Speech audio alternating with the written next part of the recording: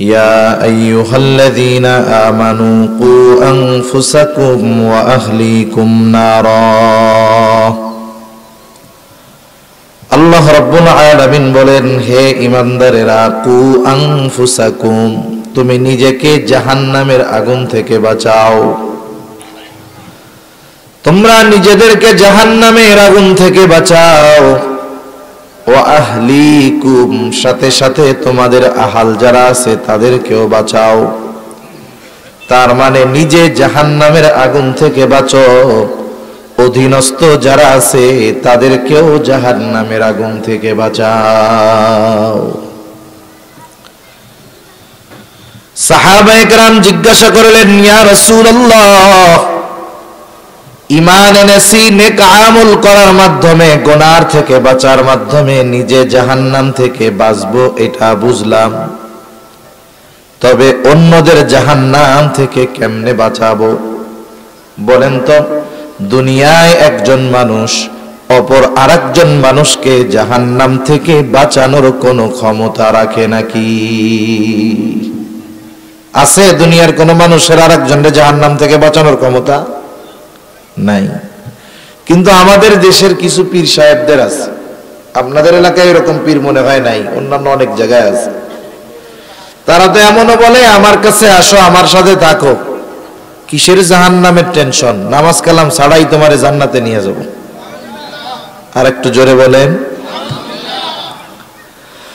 অথচ দুনিয়ায় যদি কাউকে এই ক্ষমতা দেওয়া হতো যে তিনি যাকে চাইবেন তাকে হেদায়েত দিতে পারবেন, জাহান্নাম থেকে বাঁচায়া জান্নাতে দিতে পারবেন, এই ক্ষমতা যদি আল্লাহ তাআলা দুনিয়ার কোনো মানুষকে দিত, তাহলে কমপক্ষে একজনকে এই ক্ষমতা আল্লাহ দিতেন, তিনি হলেন মুহাম্মাদুর রাসূলুল্লাহ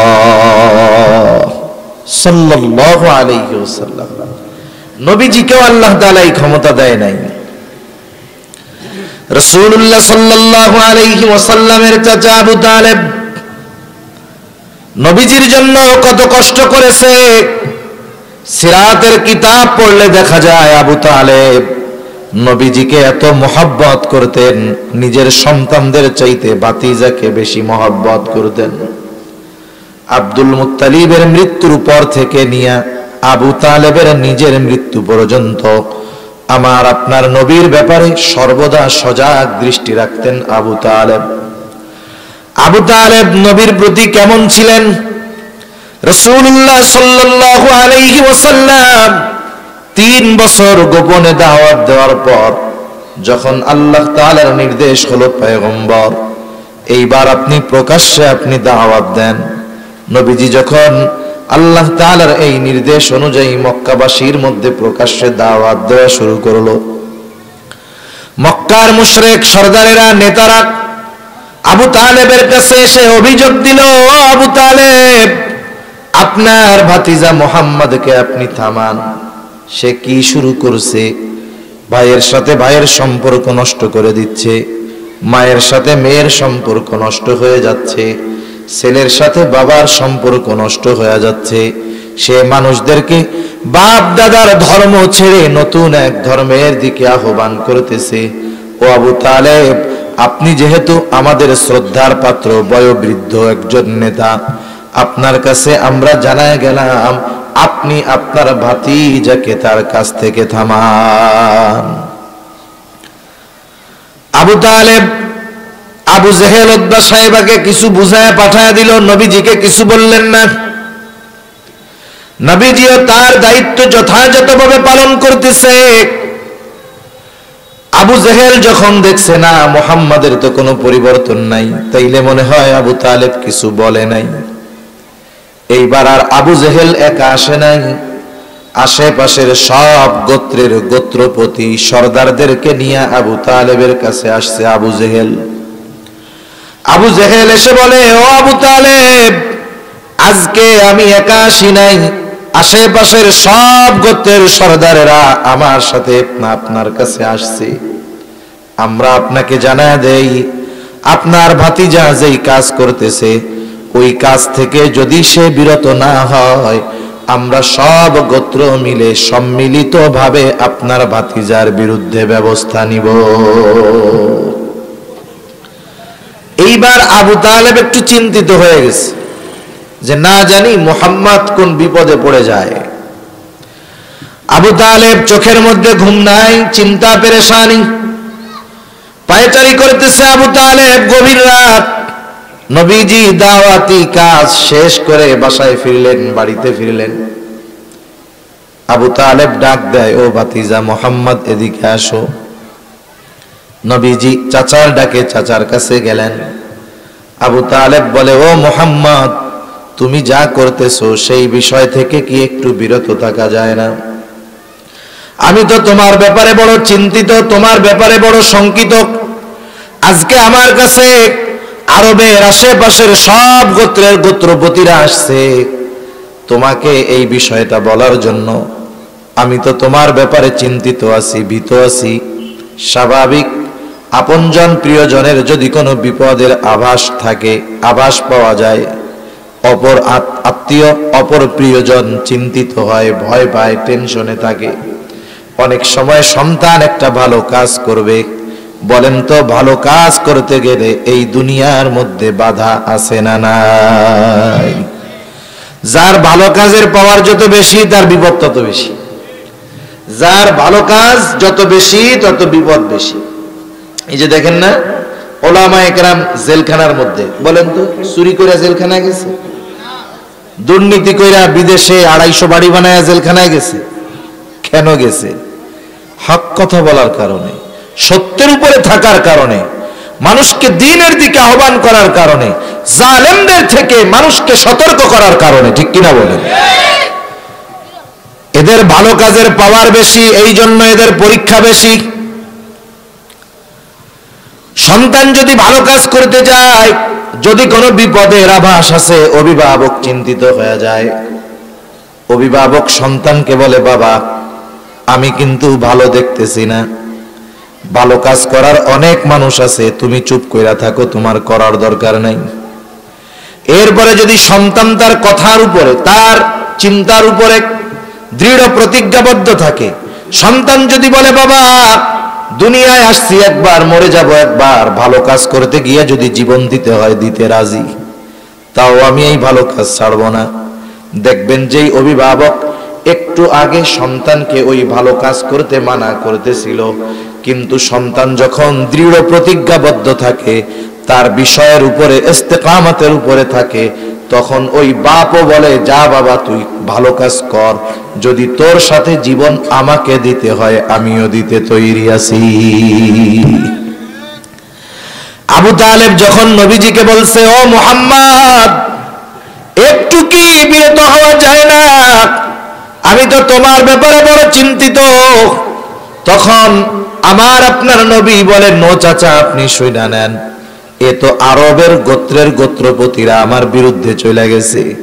এরা নয়, গোটা দুনিয়ার সব মানুষ যদি আমি মুহাম্মাদের বিপক্ষে চলে যায়, আমাকে আল্লাহ তাআলা যেই জিম্মাদারি দিয়েছে, যেই দায়িত্ব দিয়েছে, ওই দায়িত্ব থেকে এক কদম আমি মুহাম্মদ পিছনে হটব না।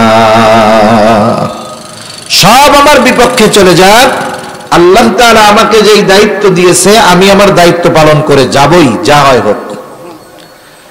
আবু তালেব বুঝতে পারল যে আমার ভাতিজা ছোটখাটো কোনো দায়িত্ব পালন করে না।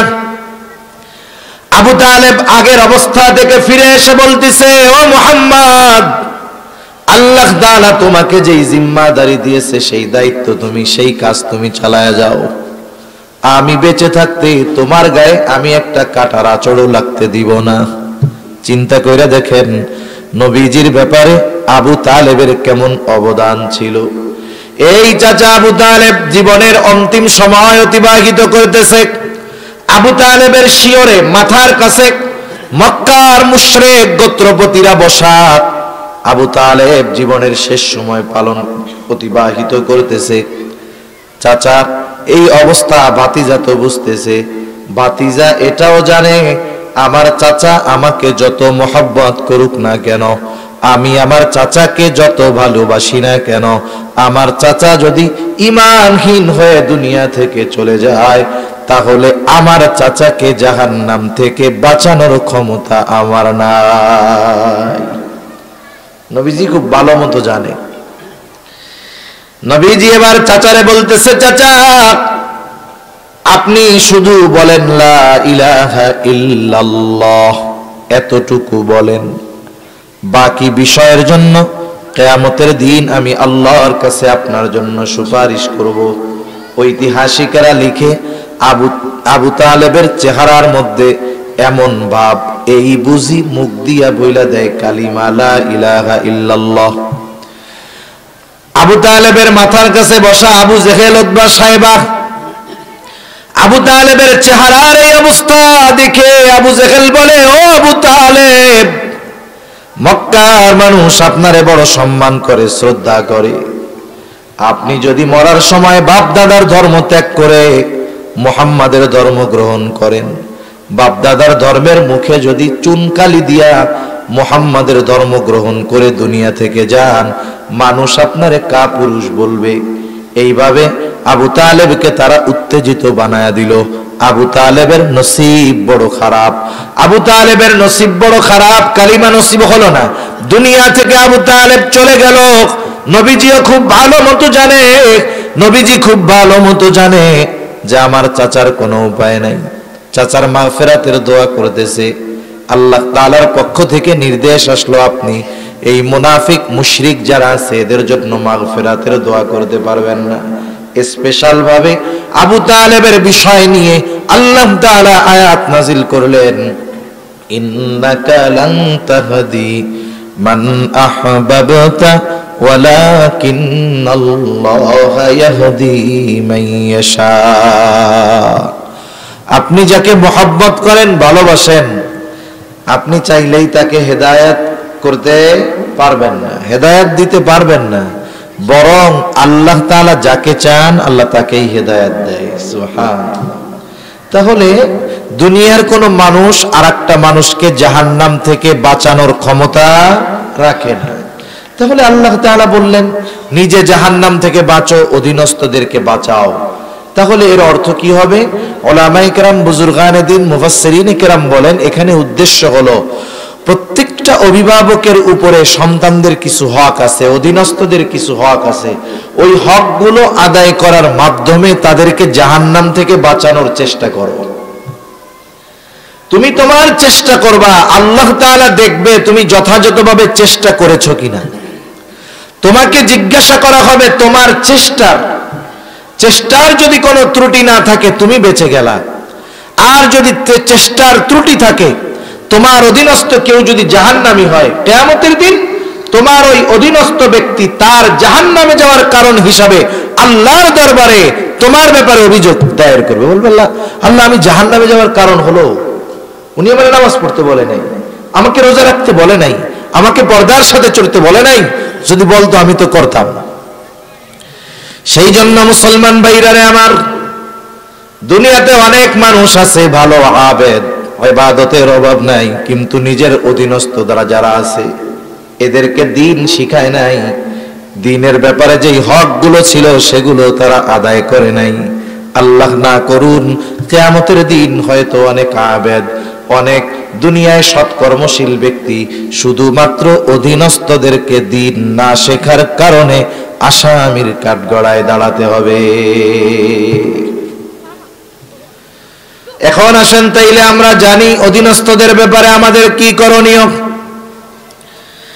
খলিফাতুল মুসলিমিন হযরত ওমর রাদিয়াল্লাহু তাআলা আনহুর কাছে এক লোক একদিন এসে অভিযোগ দায়ের করতেছে, ও খলিফাতুল মুসলিমিন, আমার সন্তান আমার হক আদায় করে না। হযরত ওমর রাদিয়াল্লাহু তাআলা আনহু জিজ্ঞাসা করেন, কোথায় তোমার সেই সন্তান? বলে, আনি নাই, আগামীকাল নিয়ে আমার কাছে আনবা, আবার আসবা। পরের দিন লোকটা তার সন্তান সহ খলিফাতুল মুসলিমিন ওমর রাদিয়াল্লাহু তাআলা আনহুর কাছে হাজির। হযরত ওমর রাদিয়াল্লাহু তাআলা আনহু ছেলেটাকে জিজ্ঞাসা করে, কি ব্যাপার, তুমি নাকি তোমার মা বাবার হক আদায় করো না, কারণটা কি? ছেলেটা এবার পাল্টা প্রশ্ন করতেছে, খলিফাতুল মুসলিমিন, হক কি শুধু সন্তানের কাছেই মা বাবা পায়, কোন সন্তান কি তার অভিভাবকের কাছে কোনো হক পায় না? পাল্টা প্রশ্ন করছে। ওমর রাদিয়াল্লাহু তাআলা আনহু তখন কয়েকটা হকের কথা বলছেন। এক নম্বরে তিনি বলছেন, প্রত্যেকটা সন্তান তার পিতার কাছে এক নাম্বার হক পায় হলো একজন দিনদার মা। বলেন তো, দিনদার মা আগে হয় নাকি সন্তান আগে হয়? মা আগে হয়। মুসলমান আমাকেও আগে মা হয়, এরপরে সন্তান হয়। আর যারা ওই যে ইউরোপিয়ান আছে, অমুসলিম, নাস্তিক, ওগো 3-4টা পোলাপান হওয়ার পরে বিবাহ করে। নাউজুবিল্লাহ।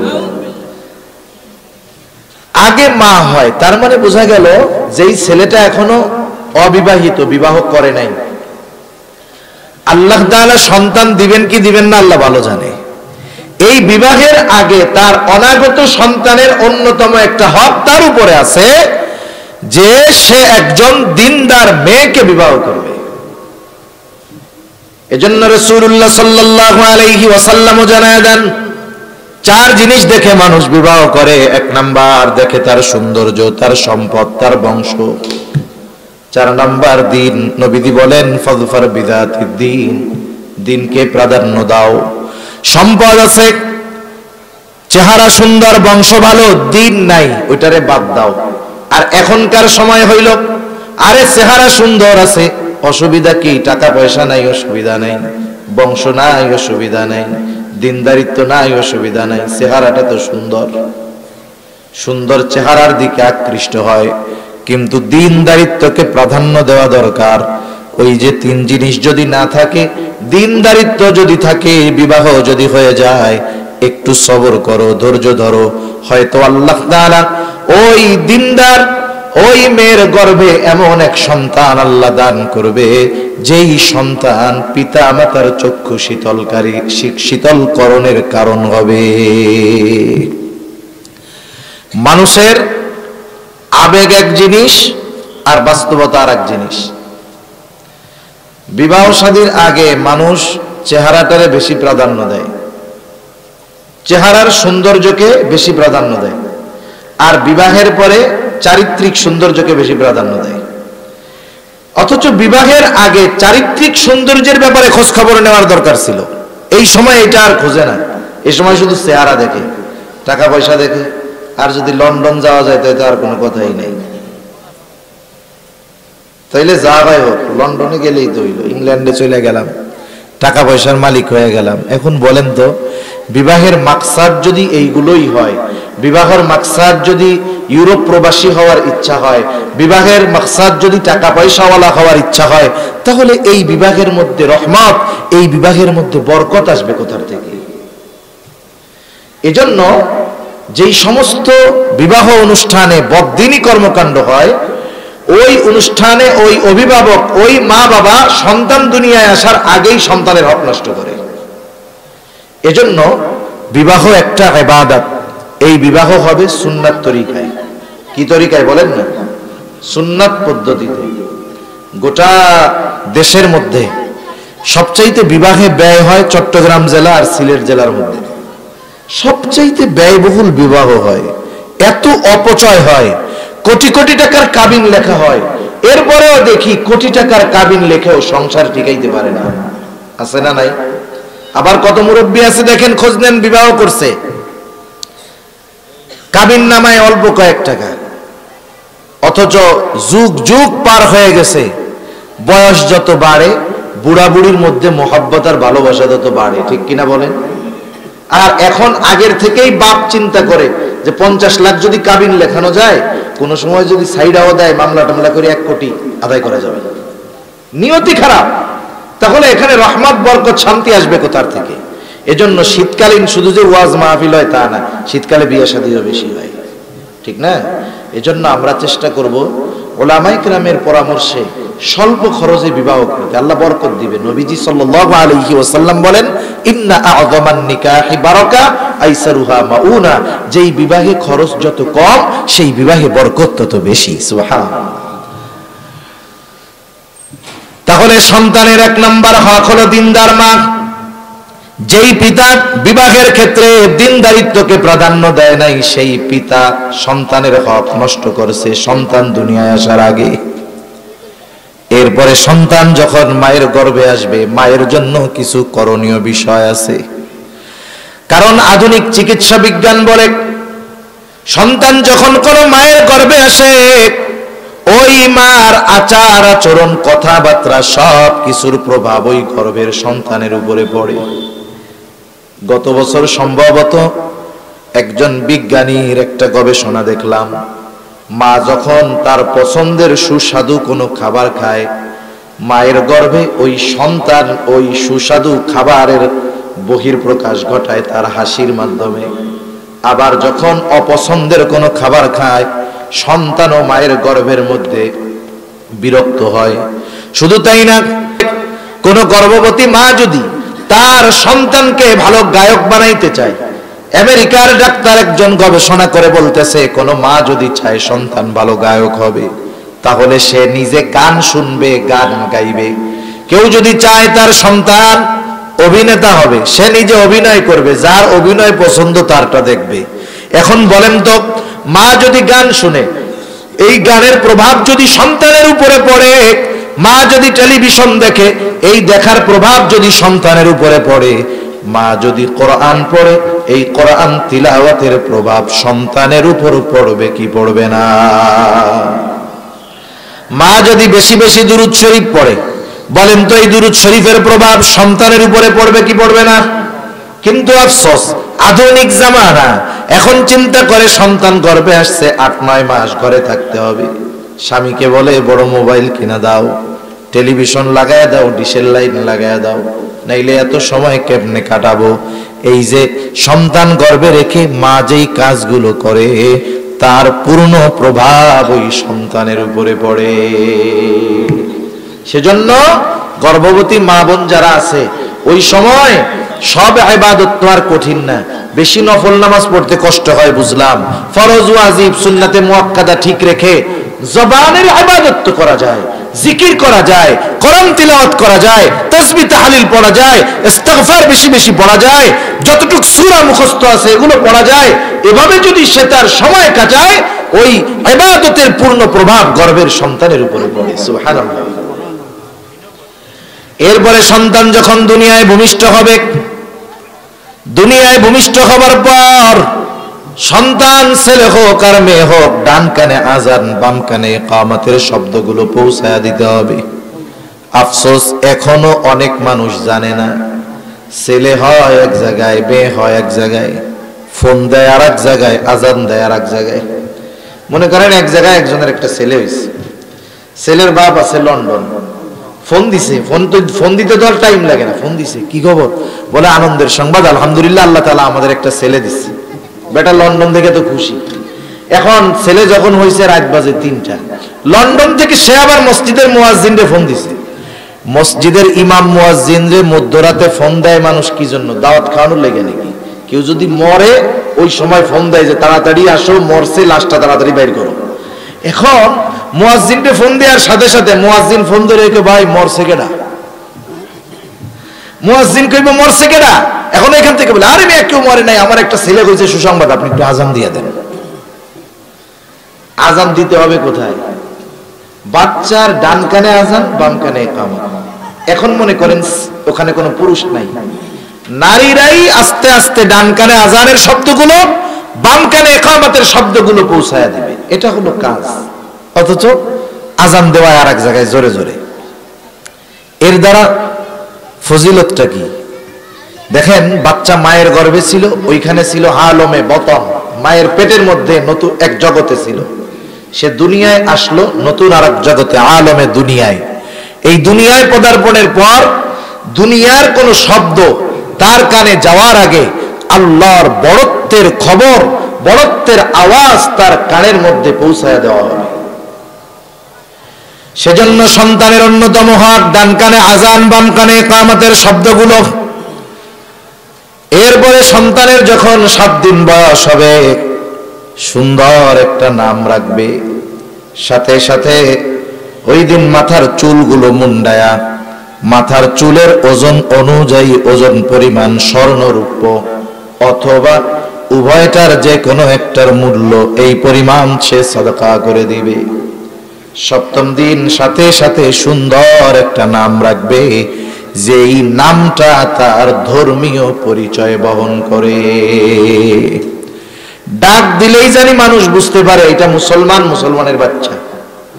কিন্তু আমাদের দেশে 12 নামটারে হলো প্যাকেট করে রাখে। কি রাখে? আব্দুর রহমান রনি, শরীফুল হক জনি। রনি জানি ডাক নাম, কেউ থাকলে আবার খেপায়েন না কিন্তু তারে। এই রনি, জনি, সুমন, কল্লোল, হিল্লোল এইসব নাম বলেন তো সব ধর্মে পাবেন। মুসলমান ধর্মে আছে, হিন্দু ধর্মে আছে, খ্রিস্টান ধর্মে আছে, বৌদ্ধ ধর্মে আছে। এখন এমন এক নাম রাখছে, ওই নাম শুইনা বলা যায় না যে এটা মুসলমান নাকি অন্য কোন ধর্মের। লক্ষ লক্ষ সাহাবায়ে কেরামের নাম আছে, নবীদের নাম আছে, কত সুন্দর সুন্দর অর্থবোধক নাম আছে। এইগুলা না রেখে এইসব নাম রাখে, এগুলো ঠিক না। রাসূলুল্লাহ সাল্লাল্লাহু আলাইহি ওয়াসাল্লাম বলেন, আল্লাহ তাআলার কাছে সবচাইতে পছন্দের নাম হলো আবদুল্লাহ আর আব্দুর রহমান। যদি কেউ আল্লাহর গুণবাচক নামের সাথে নাম মিলায় রাখতে চায় তাইলে আবদুন শব্দ যোগ করবে। যেমন আবদুস সামাদ, আব্দুর রাজ্জাক, আব্দুল খালেক, আব্দুল মালিক। যদি কারো নাম এরকম রাখে ডাকার ক্ষেত্রেও সতর্কতা অবলম্বন করবে। কারো নাম হলো আব্দুর রাজ্জাক, আস্তে আস্তে ডাকতে থাকে ও রাজ্জাক, ডাকে না এরকম। এখন অনেক সময় তেরা ডাকা কইরাও ডাকে, নামকে ব্যঙ্গ কইরা ডাকে, ও রাজ্জাক কে, এরকম ডাকে না, তেরা ডাকা কইরা নাম ব্যঙ্গ করে ডাকে। কারণ নাম ধরে কারো নামকে ব্যঙ্গ করে ডাকা এটা ইসলামে নিষিদ্ধ।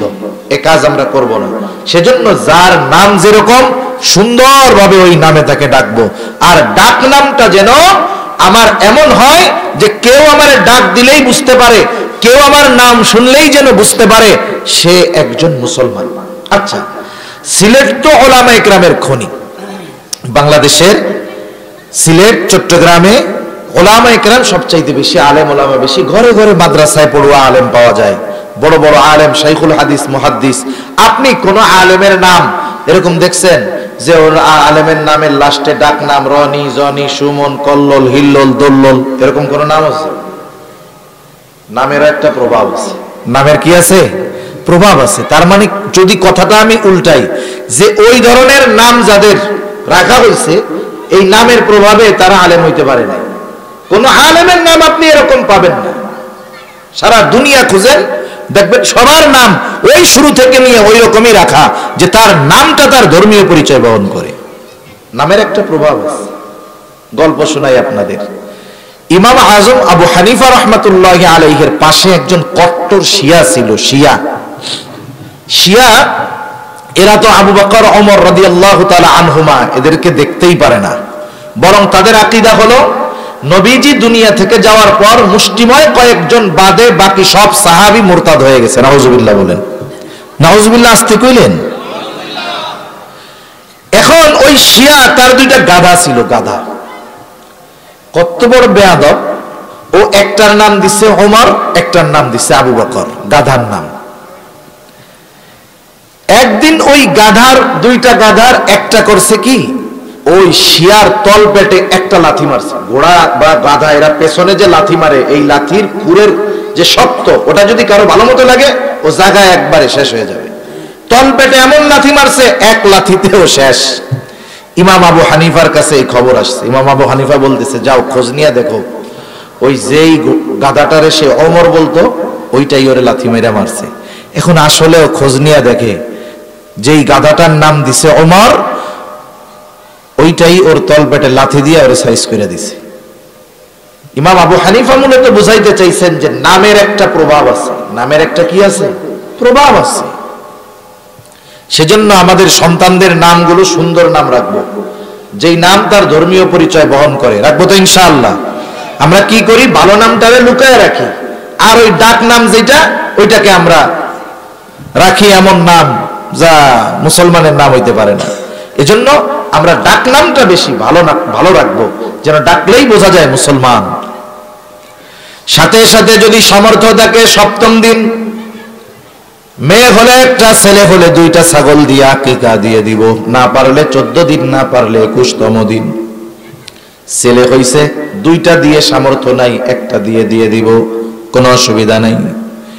একটা জিনিস মনে রাখতে হবে, আমলের ক্ষেত্রে সুযোগ থাকলে সুন্নাহকে আগে প্রাধান্য দিব। সুন্নাত হইল সপ্তম দিন, 14তম দিন, 21তম দিন। এখন লোকটার সামর্থ্য নাই, সে কি চুরি কইরা আইনা এই আকিকা দিবে? এটা তার দরকার আছে? এটা দরকার নেই। এখন যদি সে বিলম্ব হয় পরে দিল। কিন্তু অনেক মানুষ আছে সামর্থ্য আছে, এরপরেও চিন্তা করে যাই কোরবানির সাথে দিয়া দিব, নেই দেয় না। কোরবানির সাথে আকিকা দেওয়া এটা জায়েজ, তবে সুন্নাত কাজ হইল না। তো আমার যদি সুন্নাতটা করার সুযোগ থাকে, আমি কেন জায়েজের দিকে যাব? কথা বোঝা গেছে তো? তাহলে আকিকা দিব, এটা সন্তানের অন্যতম হক।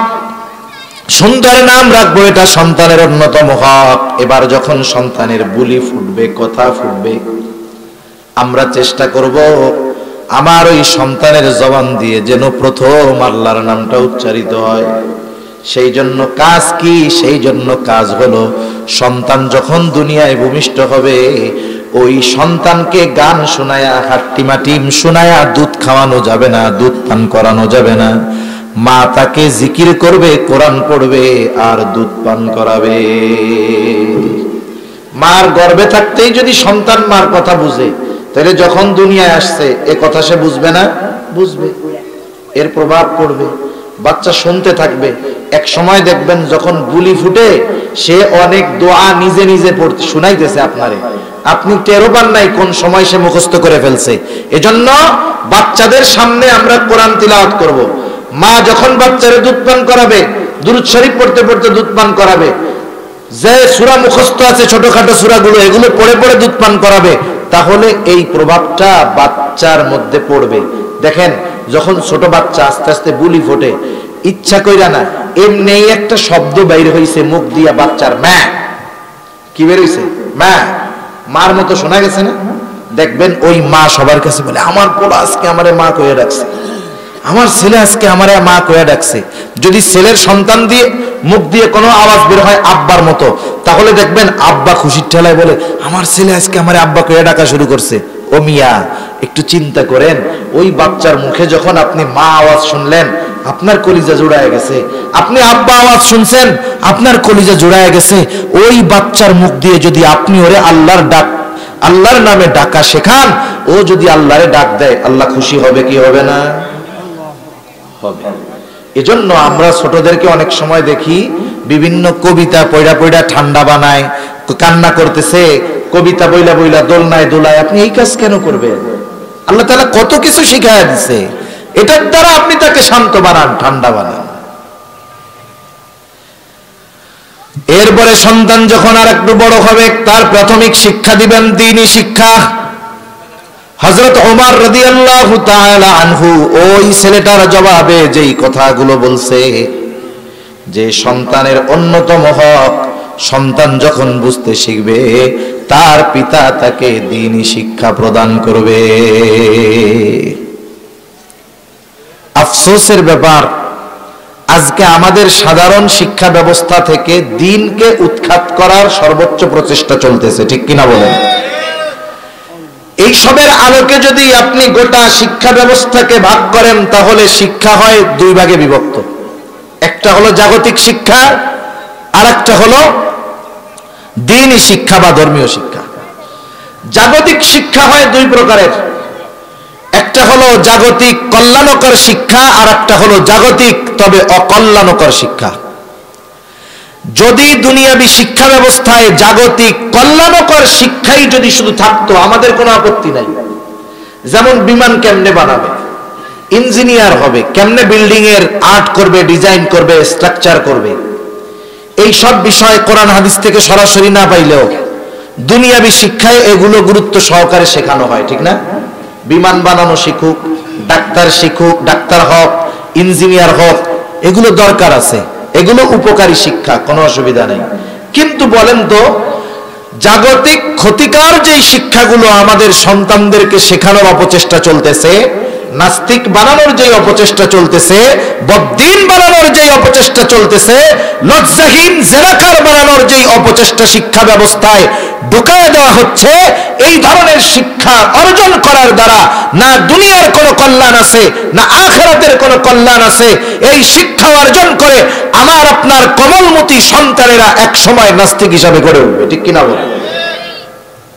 একটা জেনারেশনকে, একটা জাতিকে ধ্বংস করার জন্য যেই জিনিসগুলো দরকার, এর মধ্যে অন্যতম জিনিস হলো দুইটা। কয়টা?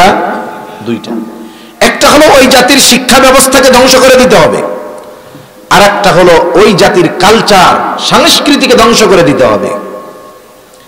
আমরা মুসলমান, আমাদের শিক্ষা হবে দ্বীনি শিক্ষার আলোকে, আমাদের ডাক্তার হবে দ্বীনদার ডাক্তার।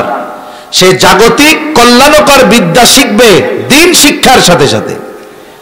কিন্তু আফসোসের ব্যাপার, আজকে জাগতিক শিক্ষায় যারা শিক্ষিত হয় অধিকাংশ দ্বীনহীন হয়ে বেড়ে উঠে।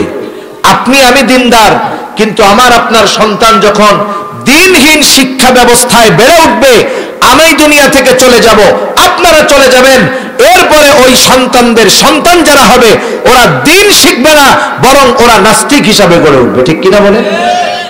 এজন্য শিক্ষা ব্যবস্থায় যেই অমূল পরিবর্তন আনার অপচেষ্টা ইসলাম বিদ্বেষীরা চালিয়ে যাচ্ছে, প্রত্যেকের উচিত প্রত্যেকের অবস্থান থেকে যথাযথ ব্যবস্থা গ্রহণ করা। মুসলমান হিসাবে ওই ধরনের শিক্ষা গ্রহণ করা কোন মুসলমানের জন্য সমীচীন নয়, যেখানে কি বিষয়গুলো শিক্ষা দেওয়া হয়। অনেক ছোট ছোট বাচ্চারা আছে, বলতেও মুখ দিয়ে লজ্জা লাগে, বলতেও মুখ দিয়ে লজ্জা লাগে। এরপরে দেখলাম ক্লাস 3 ধর্ম বই দিছে, ইসলাম ও নৈতিক শিক্ষা একটা বই দিছে না? ওই বইয়ের কাভার পেজের শেষের কাভার পেজের ভিতরের অংশে ইসলাম ধর্ম শিক্ষা বই, ওখানে দিছে কি? দুর্গার ছবি দিছে। আপনারা কি বলেন, এই ভুল কি ইচ্ছা করে হয়েছে? এই ভুল কি অনিচ্ছায় হয়েছে? না না, ইচ্ছা করে দিয়ে দেখছে যে মুসলমান কিছু বলে নাকি চুপ থাকে। বই বিতরণের আগে কি একজনও দেখে নাই যে এই কভার পেজের এই ভিতরের পাশে এই ছবিটা আছে? দেখছে, দিয়া আমাদের অবস্থা পর্যবেক্ষণ করে আবার উঠায় নিয়ে গেছে। আমরা যদি চুপ থাকতাম জীবনে উঠাইতো না, ভুল বলে চালিয়ে দিত। এজন্য মুসলমান অনেক সময় সাধারণ মানুষ বুঝে না, বলে যে হুজুররা একটু কিছু হইলেই শুধু লাফায়। কেন লাফায়? কেন লাফায়? কেন প্রতিবাদ করে? কারণ আজকে যে বিষয়টাকে আপনি ছোট দেখতেছেন, এই বিষয়টার মাধ্যমেই আস্তে আস্তে আমার আপনার ঈমান ধ্বংসের পায়তারা ওরা করবে। এজন্য ঈমান হেফাজতের জন্য উলামায়ে কেরাম প্রতিবাদ করে গর্জে উঠে, ঠিক কিনা বলেন? অথচ এই দায়িত্ব শুধু আলেমদের ছিল না, এই দায়িত্ব গোটা মুসলিম উম্মার ছিল, সকল মুসলমানের ছিল। কিন্তু আফসোস, আজকে এই দায়িত্ব আমরা শুধু উলামায়ে কেরামের উপরে চাপিয়ে দিয়ে আমরা ঘরে বসে থাকি। সেজন্য সম্মানিত সুধী, আরেকটা কথা না বললেই নয়, শব্দের মায়ের তো আমরা বুঝি না। আমরা স্কুলে যখন পড়ছি, আমাদের ইসলাম শিক্ষা বইতে সরাসরি কি লেখা ছিল? ইসলাম শিক্ষা। এখন ইসলাম ও নৈতিক শিক্ষা, বলেন তো ইসলামের মধ্যে নৈতিকতা আছে না নাই? তাহলে ইসলামের পাশে আবার ইসলাম ও নৈতিক শিক্ষা আনার কারণ কি? কি বুঝাইছে বলেন তো? যে শুধু ইসলামে নৈতিকতা নাই, নৈতিকতা আলাদাভাবে শিখতে হয়। নাউজুবিল্লাহ বলেন। এই বিষয়গুলো ধরার মতো মাথা সব মানুষের নাই। এজন্য এই বিষয় নিয়ে কথা বললে অনেকে বলবে তো ভালো কথাই লিখছে, ইসলাম ও নৈতিক শিক্ষা। আমার কথা হলো, ইসলামের মধ্যেই তো নৈতিকতা আছে, ইসলামের মধ্যেই তো পূর্ণাঙ্গ নৈতিকতা আছে। তাহলে আলাদাভাবে নৈতিকতা শব্দকে উল্লেখ করার দ্বারা ওরা বোঝাতে চায় ইসলাম এক জিনিস আর নৈতিকতা আর এক জিনিস। ইসলামের মধ্যে নৈতিকতা নাই, নৈতিকতা আলাদাভাবে অর্জন করতে হয়। তাহলে বলেন, এই যে বাক্যটা যে লেখলো, এর মধ্যে তাদের ষড়যন্ত্র চক্রান্ত আছে না নাই? আছে। এগুলো উলামায়ে কেরামের দায়িত্ব, সূক্ষ্ম বিষয়গুলো আপনাদের কাছে পৌঁছায়া দেওয়া। এরপরে আপনাদের দায়িত্ব হলো, উলামায়ে কেরাম যদি এই বিষয় নিয়ে ডাক দেয়, দ্বীনের খাতিরে, ঈমানের খাতিরে জান মাল দিয়ে কোরবান করার জন্য তাদের ডাকে সাড়া দেওয়া, ঠিক কিনা বলেন? যদি না দেন উলামায়ে কেরামের এই ডাকে সাড়া, দ্বীনের জন্য আহ্বান করেছে, সাড়া দেন নাই, যে ডাক দিছে হয়তো সে জেলখানায় যাবে, নাইলে ফাঁসিতে ঝুলায় দিবে, নাইলে তাকে যে কোনো ভাবে দুনিয়া থেকে বিদায় করে দিবে। কিন্তু ওই লোকটা মইরাও তার জিম্মাদারি পালন করে গেল। কিন্তু ওই লোকের ডাকে ডাক না দেওয়ার, সাড়া না দেওয়ার কারণে কিয়ামতের দিন আল্লাহর আদালতে যারা যায় নাই, সাড়া দেয় নাই, অবশ্যই এদেরকে আসামির কাঠগড়ায় দাঁড়াতে হবে। ঠিক কিনা বলেন? সেজন্য আমাদের আগামী প্রজন্ম যেন দিনহীন না হয়ে যায়, এজন্য সন্তানদেরকে দ্বীনি শিক্ষায় শিক্ষিত করার দরকার আছে না নাই? এই যে মাদ্রাসাগুলো, এই মাদ্রাসাগুলো আমাদের সন্তানদের উপরে আমাদের যেই হক, সন্তানদের যেই হক আমাদের উপরে, সেই হকগুলো এনারা আদায় করে দেয়। দিন শিক্ষা দেওয়া তো আমার দায়িত্ব ছিল, অথচ এই মাদ্রাসাগুলো সেই দায়িত্ব পালন করতেছে। এরপরেও যদি কারো মন চায় না আমার ছেলেটারে আমি ডাক্তার ইঞ্জিনিয়ার বানাবো, অনুরোধ থাকবে আপনাদের কাছে, এখন অনেক ইসলামিক স্কুল আছে, নুরানি মাদ্রাসা আছে, এরকম একেবারে 1 থেকে নিয়ে ক্লাস 8 পর্যন্ত একেবারে দ্বীনি তত্ত্বাবধানে তাদেরকে শিক্ষাদান করা হইতেছে। নুরানি মাদ্রাসাগুলোয় একটা ছেলে যখন 3-4 বছর পরে কোরআনুল কারীমের প্রায় 2 পারার মতো মুখস্থ হয়ে যায়, গোটা কোরআন সহি শুদ্ধভাবে সে পড়তে পারে, দ্বীনের উপরে চলার জন্য যা কিছু দরকার সব তার আয়ত্তে চলে আসে, এবং সে আরেকজনকে শেখানোর মতো যোগ্যতা অর্জন করে। আপনি আপনার ছেলেটারে ক্লাস 4-5 পর্যন্ত এই দ্বীনি শিক্ষায় শিক্ষিত করেন, এরপরে আপনি তারে ডাক্তার ইঞ্জিনিয়ার বানানোর জন্য দেন, তাতে ফলাফল কি হবে? এই কচি কোমলমতি শিশুটার প্রাথমিক শিক্ষা দ্বীনি শিক্ষা হওয়ার কারণে ওই বদ্দীনি শিক্ষার প্রভাব তার উপরে আশা করি পড়বে না। ঠিক কিনা বলেন? আচ্ছা বলেন তো, আপনাদের এলাকায় আগে আমরা দেখছি মানুষ কিন্তু মাটির পাতিলে রান্না করতো, দেখছেন? মাটির পাত্রে খাইতো। এই মাটির তৈজসপত্র যারা বানায় আপনাদের এলাকায় তাদের কি বলে? কুমার বলে। কুমার। দেখবেন কুমারের কিন্তু অনেক মেশিন টেশিন থাকতো না, বড় একটা চাকা থাকতো। এইবার সে মাটিটাকে ভালো মতো প্রসেস করে নরম বানায়া ওই চাকার উপরে মাটির চাকটা রাখতো, এরপরে চাকাটারে ঘুরাইতো হাত দিয়া। ওই সময় মোটর টটর কিছুই ছিল না। এইবার ও ঘুরাইতো আর ওই মাটিটাকে হাতের নৈপুণ্যতার মাধ্যমে কোন মাটিরে বানাইতো গ্লাস, কোনটা দিয়া বানাইতো জগ, কোনটা দিয়া বানাইতো প্লেট, কোনটা দিয়া বানাইতো পাতিলা। কত সুন্দর সুন্দর জিনিস সে বানাইতে পারতো। কেন পারতো বলেন তো? তার যোগ্যতা ছিল কি ছিল না? ছিল। যতই যোগ্যতা থাক, মাটিটা যদি একটু শক্ত হইতো, যোগ্যতা কাজে লাগতো? কাজে লাগতো না। এখন ওই কুমার মনে করেন একটা পাতিল বানাইছে, পাতিল বানানোর পরে ওইটারে রোদ্রে শুকাইছে, এখন ওইটারে পুড়ায় ফেলছে, এখন মজবুত হয়ে গেছে না? বলেন তো, ওই পাতিলটাকে দুনিয়ার কোন মানুষ আছে যে ওই পোড়ানো পাতিলটাকে গ্লাস বানায় ফেলবে? পারবে? ভাঙা ফেলতে পারবে, তবে পাতিল থেকে পরিবর্তন করতে পারবে না। আপনার আমার সন্তানের দ্বীনি শিক্ষা যদি তার ভিত্তিমূলক শিক্ষা হয়, ওই শিক্ষার উপরে যদি সে বড় হয়ে ওঠে, ও যেই পরিবেশেই যাক না কেন, হাজারো নাস্তিক মিলে ওই বাচ্চাটাকে নাস্তিক বানাতে পারবে না। এজন্য আপনারা ওয়াদাবদ্ধ হন যে আমাদের সন্তানদের প্রাথমিক শিক্ষা আমরা দ্বীনি শিক্ষা শিক্ষিত করব, মাদ্রাসায় দিব, এরপরে যা করার করব। যেমন ওই বাচ্চারা যখন ক্লাস 5 পর্যন্ত পড়বে, ও ওই পোড়া পাতিলের মতো হয়ে যাবে। ওই পাতিল আর কখনো জগ হবে না, গ্লাস হবে না, পাতিলকে ভেঙে ফেলা যাবে, তবু পাতিলকে অন্য কিছু বানানো যাবে না। ক্লাস 5 পর্যন্ত যদি সে মাদ্রাসায় পড়ে, নুরানি মাদ্রাসায় পড়ে, দ্বীনের ব্যাপারে সে এতটা পরিপক্ক হবে, ওকে মেরে ফেলা যাবে, তবু ওকে নাস্তিক বানানো যাবে না। ঠিক কিনা বলেন? এ দায়িত্ব যদি আপনি পালন না করেন, একেবারে শিশু থেকে কিন্ডার গার্ডেনে হাট্টিমা টিম টিম তারা মাঠে পাড়ে ডিম এগুলা শিখতে দিয়া দেন, আল্লাহ না করুন ওই সন্তান যদি দ্বীনহীন হয়, আল্লাহ না করুন, আর ও যদি জাহান্নামী হয়, আর আপনি যদি জামানার শ্রেষ্ঠ আল্লাহর ওলিও হন, সন্তানের হক নষ্ট করার কারণে কিয়ামতের দিন ওই সন্তান আপনার বিরুদ্ধে আল্লাহর আদালতে অভিযোগ দায়ের করবে। সেজন্য সন্তানের অন্যতম হক সন্তানকে দ্বীন শেখানো, কোরআন শেখানো। এরপরে সন্তানের অন্যতম হক, সন্তানের বয়স যখন 7 বছর, নামাজের জন্য আদেশ করতে হবে। 10 বছর বয়স যখন হবে, নামাজ না পড়লে প্রহার করতে হবে, বিছানাটাকে আলাদা করে দিতে হবে। কি বলেন? সন্তান যদি মাদ্রাসায় পড়ে, 7 বছর বয়সে তাকে নামাজের আদেশ করা লাগবে না, 7 বছর বয়সে সে পাক্কা নামাজি হয়ে যাবে। আমি জানি না আপনাদেরকে কোনো প্রদর্শনী দেখাইছে কিনা। প্রদর্শনী হয়েছে, প্রদর্শনী দেখছেন। আমার তো মনে হয় ছোট বাচ্চারা প্র্যাকটিক্যালি যেই আমলগুলো দেখায়, অনেক যুগ পার হওয়া নামাজি ওদের মতো ওই রকম নামাজ পড়তে পারবে না, ঠিক কিনা বলেন? এটা কেন হয়েছে? দিন শিক্ষার কারণে। 4-5 বছরের বাচ্চার নামাজের অবস্থা দেখলে আমাদের লজ্জা লাগে। আরে কত সুন্দর ইতমিনানের সাথে খুশুখুজুর সাথে নামাজ পড়তেছে। বলেন তো, যেই বাচ্চাটা 4 বছর থেকে নামাজ পড়তেছে জামাতে, ওরে কি 7 বছর বয়সে নামাজের লেগে আদেশ করা লাগবে? ও তো 7 বছরে পাক্কা নামাজি হয়ে যাবে। সন্তান গড়ার সুযোগ আমাদের আছে, কিন্তু অবস্থা হলো দুনিয়ার লোভ, দুনিয়ার চিন্তা আমাদেরকে সন্তানদের দিন শিক্ষা থেকে বিরত রাখায়। আমরা চিন্তা করি ইংরেজি শিখবে বেশি, এরপরে বিদেশে যেতে হবে, এই করতে হবে, সেই করতে হবে। এভাবে আপনি সন্তানের আখিরাত নষ্ট করেন না। ওর আখিরাত যদি নষ্ট হয়, আপনি মনে করেন না যে আপনি আমি ছাড় পেয়ে যাব।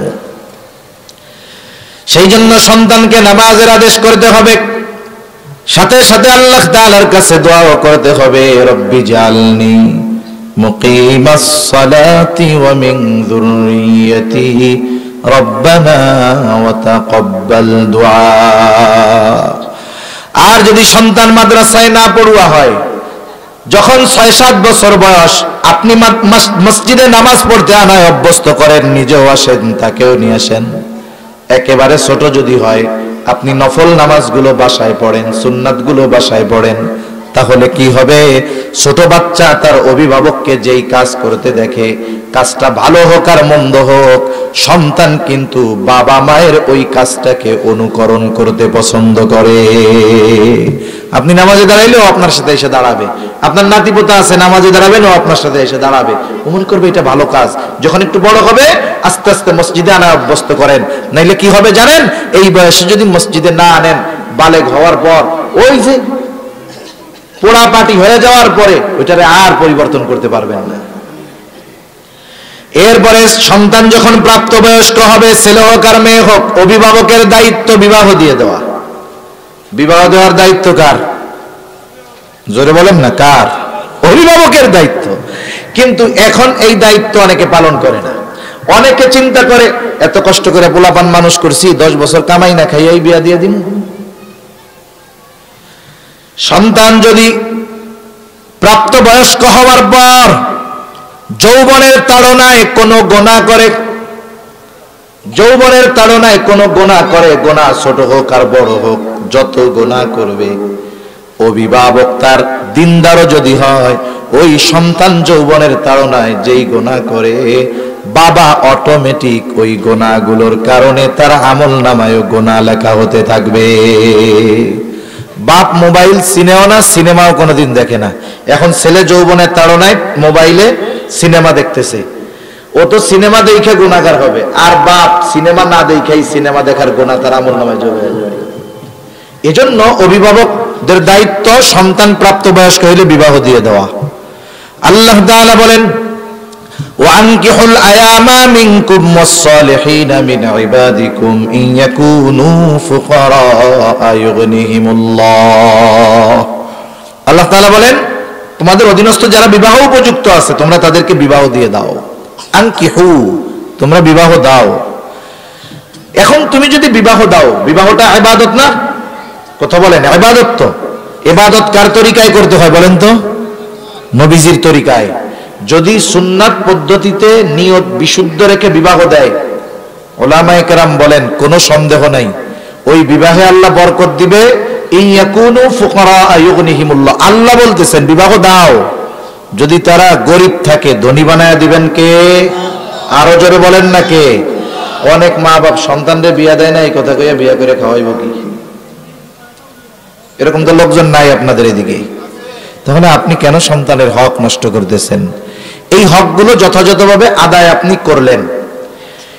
এরপরে যদি আল্লাহ না করুন, সন্তান যদি বদ্দিন হয়ে যায়, আবার দেখেন মেয়ের ক্ষেত্রেও বলার দরকার।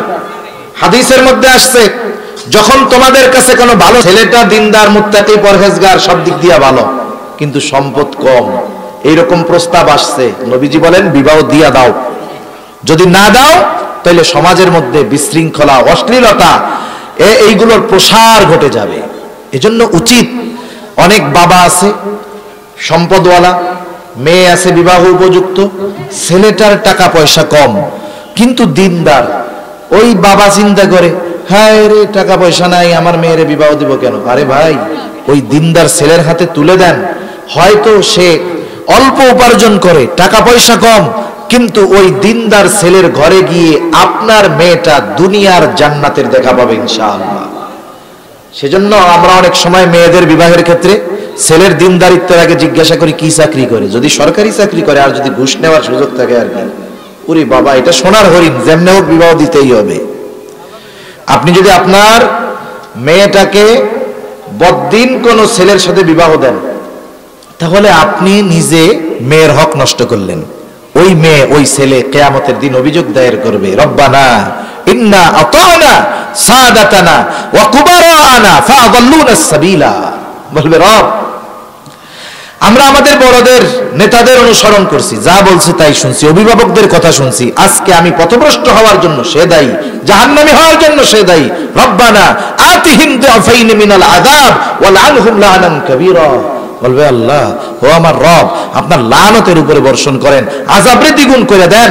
ওই দিন যেই সন্তানের জন্য রক্ত দুনিয়ায় পানি বানায়া উপার্জন করছেন, নিজে না খাইয়ে সন্তানদের খাওয়াইছেন, কিন্তু দিন শিক্ষা না দেওয়ার কারণে, তাদের হক আদায় না করার কারণে ওই সন্তান আল্লাহর কাছে বলবে, আমার এই বাপের আযাব আপনি দ্বিগুণ করে দেন।